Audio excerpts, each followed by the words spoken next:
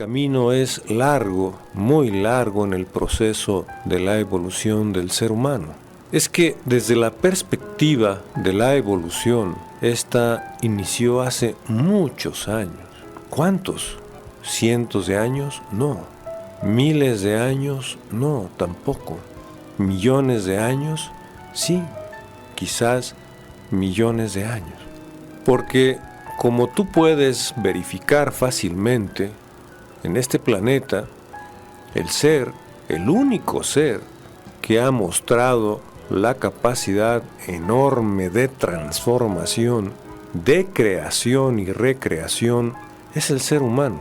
Y en el largo trayecto de la evolución de este planeta, que hablamos de millones y millones y millones de años, tuvieron que pasar todos estos tiempos, estas eras, para que el ser humano, con una trayectoria más corta, pueda transformar, crear y recrear un mundo distinto al natural. Desafortunadamente, hasta ahora, la transformación ha sido, yo diría, inconsciente. Ha sido poco inteligente. Quizás en algunos momentos hasta estúpida, diría yo. ¿Por qué? Bueno, es que no es de sabios, no es de personas inteligentes destruir su propio hábitat. No es de inteligentes autodestruirse a través de eliminar especies. Bueno, es que esas están en peligro de extinción y se han extinguido porque no se adaptaron. Sí, pero no se adaptaron a esos cambios tan bruscos, tan agresivos de esos entornos que ha afectado el ser humano.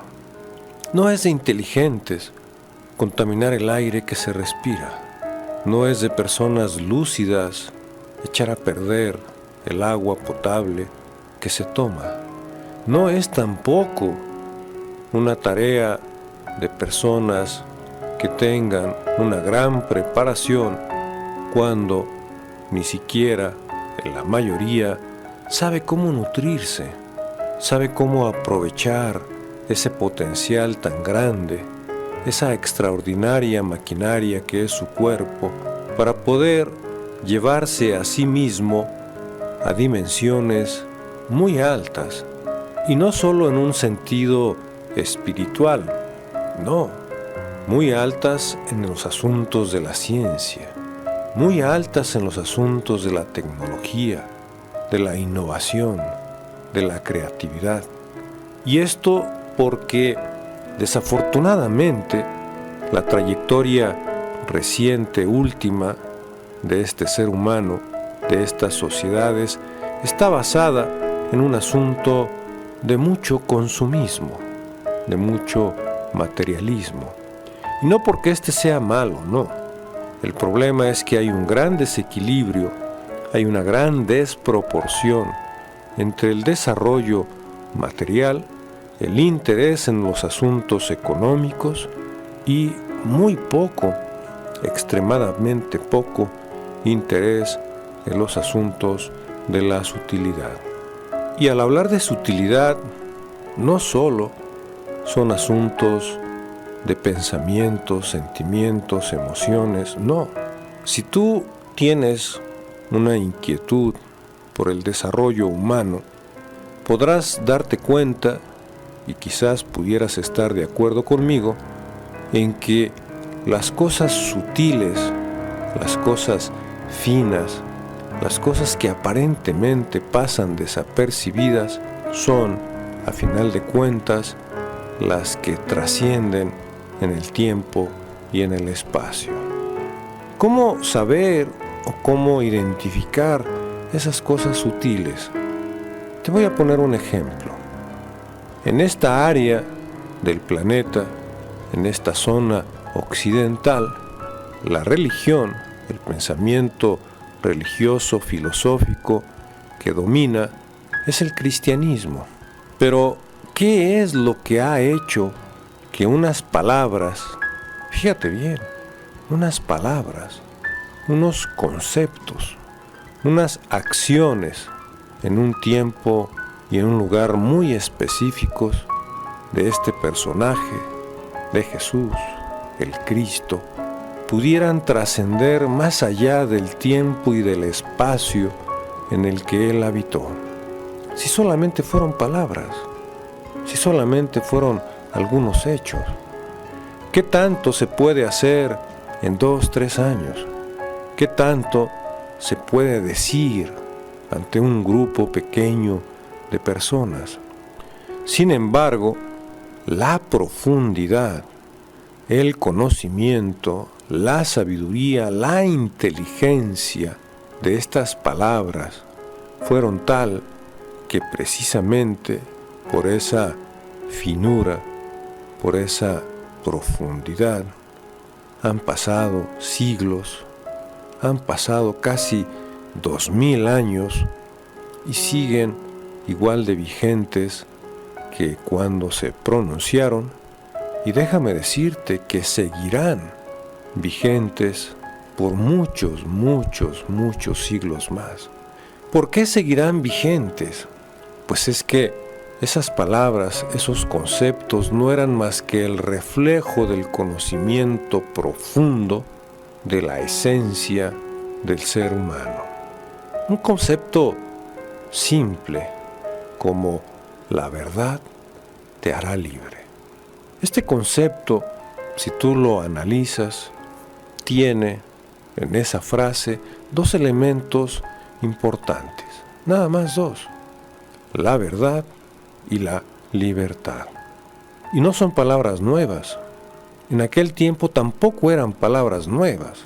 La verdad es un concepto que se ha utilizado desde el principio en que el ser humano simple y sencillamente buscaba o establecía la congruencia entre las cosas y el pensamiento, entre los hechos y las palabras.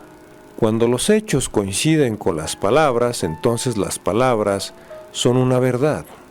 La libertad, como bien sabes, es la capacidad de poder hacer, de poder moverse sin que haya de por medio una presión, un condicionamiento, una coacción.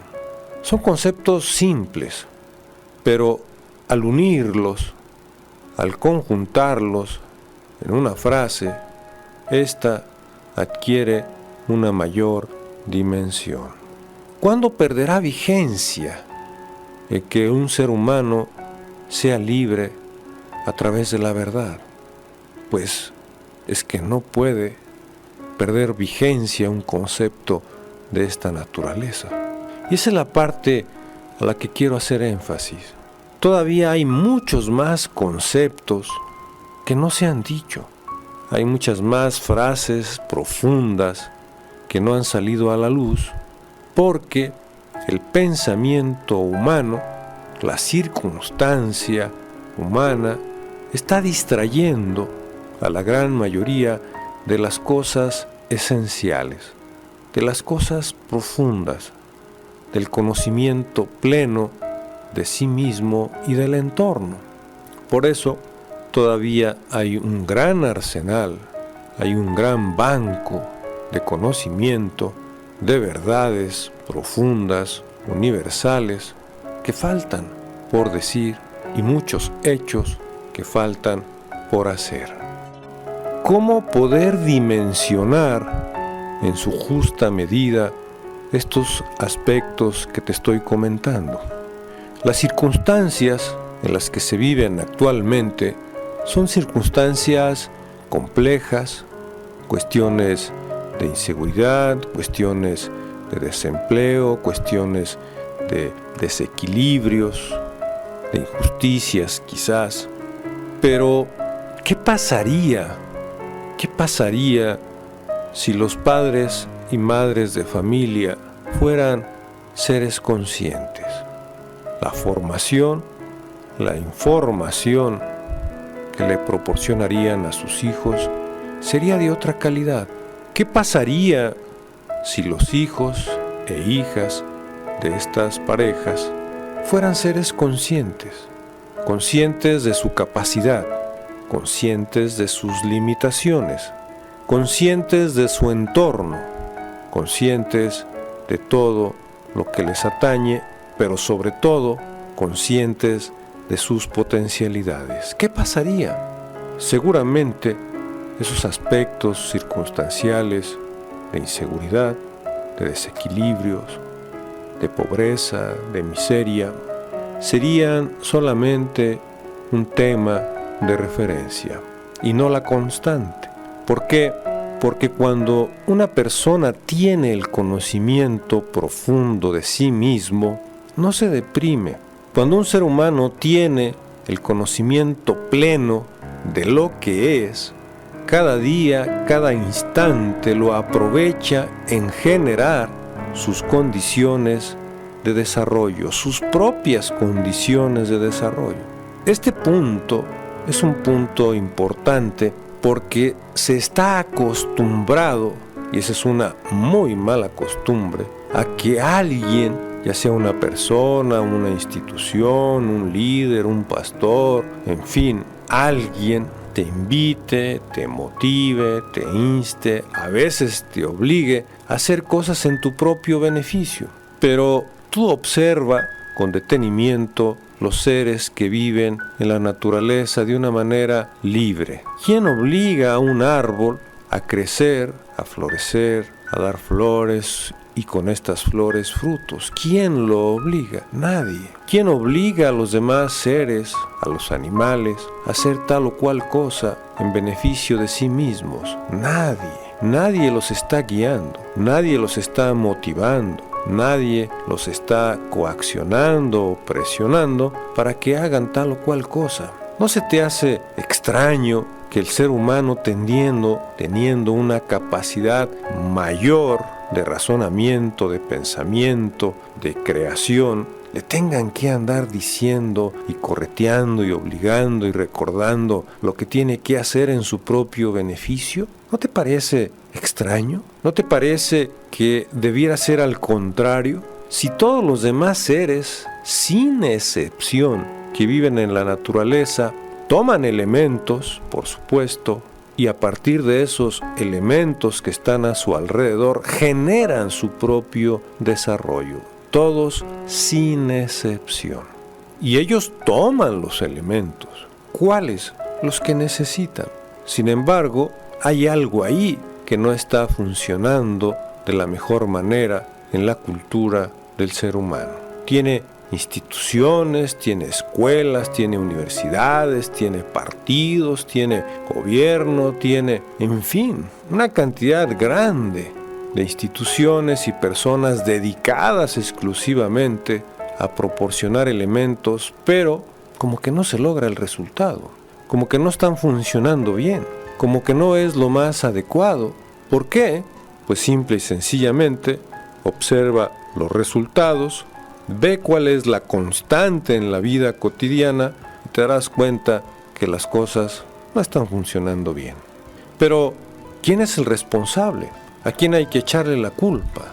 ¿A quién hay que señalar, criticar, cuestionar? Yo diría a nadie, porque eso no resuelve nada. Lo que debiera de hacerse, desde este punto de vista, es que cada uno, sí, cada uno de los seres humanos sea consciente de lo que es. Un ser extraordinario, un ser con una enorme capacidad de crear. Desafortunadamente, esa gran capacidad de crear no la está usando de la manera más adecuada.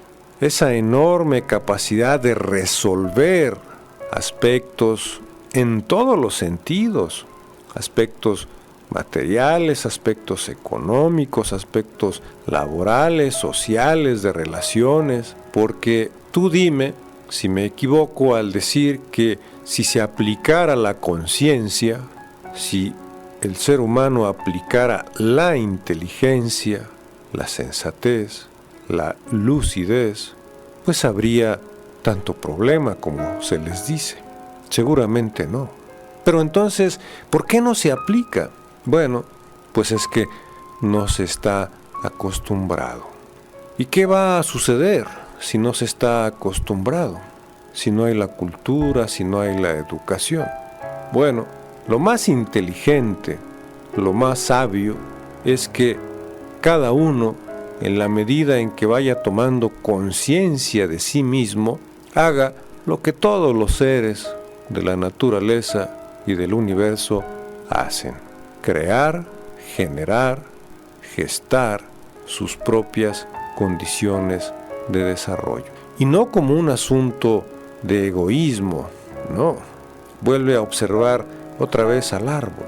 Él toma los elementos de la tierra, toma los minerales, los nutrientes, cuánto, lo que necesita.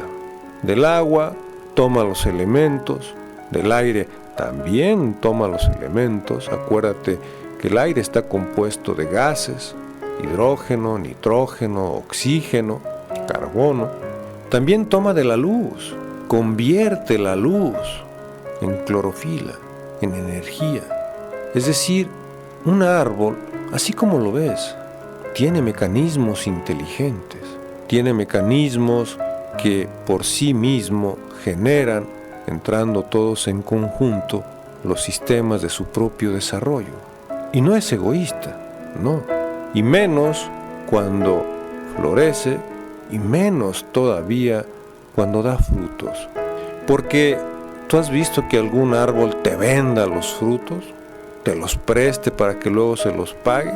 ¿Te condicione para que los uses? No, simplemente los da. Los da para el que los quiera tomar, y si nadie los quiere tomar, de todos modos los da. ¿Qué manifestación más grande, más amorosa que lo que un árbol da? Y no tiene corazón, y no tiene cerebro, y no tiene ideas ni pensamientos religiosos ni filosóficos, no. Tiene mecanismos de inteligencia.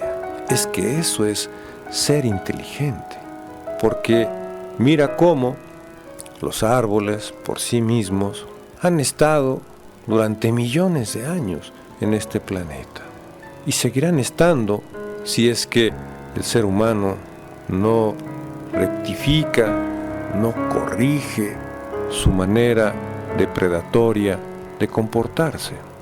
Entonces, ¿los árboles son más inteligentes que el ser humano? Bueno, parece que sí, pero seguramente tú estarás de acuerdo conmigo en que no puede ser, porque el ser humano tiene un corazón, tiene emociones, sentimientos, tiene un cerebro, puede proyectar, puede pensar, puede reflexionar, puede hacer muchísimas más cosas que los demás seres no pueden hacer. ¿Qué es lo que hace falta entonces? Lo que hemos estado comentando a lo largo de todos estos programas. Ser consciente. Ser consciente es el nuevo paso en el camino de la evolución.